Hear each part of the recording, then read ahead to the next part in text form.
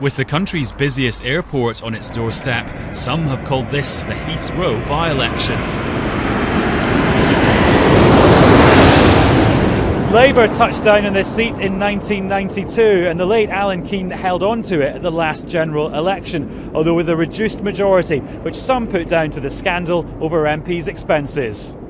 Labour has called this vote in double quick time, and campaigning lasts for just 15 days, the bare minimum allowed under the law. To not leave people without representation over Christmas and New Year, if it's a really cold winter, if other things happen, the airport's nearby, all of those things are really important to make sure that there isn't a gap in representation and that people feel, that they're protected if there's anything that they need. Hello, I'm Roger Crouch, I'm the Liberal Democrat candidate. The two coalition partners are having to campaign in the wake of the autumn statement delivered by the Chancellor this week, which promised an extended period of spending cuts. It is bad. The economic picture is very, very tough for ordinary families in Feltham and Heston. But when I talk to them on the doorstep, they very much understand why the difficult decisions are having to be taken. The Liberal Democrats are in the coalition government, acting in the national interest, and we're putting that before party interest.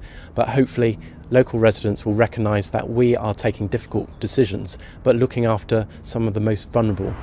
Hoping to capitalise on the vulnerabilities of the main parties, UKIP. They came second in another by-election earlier this year, and a recent poll put them just 1 point behind the Lib Dems nationally.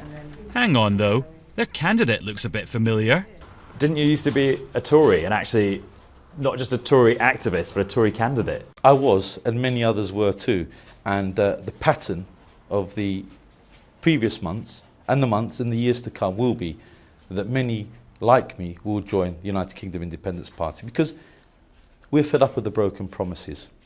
We're fed up with a party which tells us they're going to take a tough line on immigration, yet we find now immigration is back at record levels again. But UKIP's battle plan is complicated by the BNP, who actually beat them here at the last election, and they are standing again.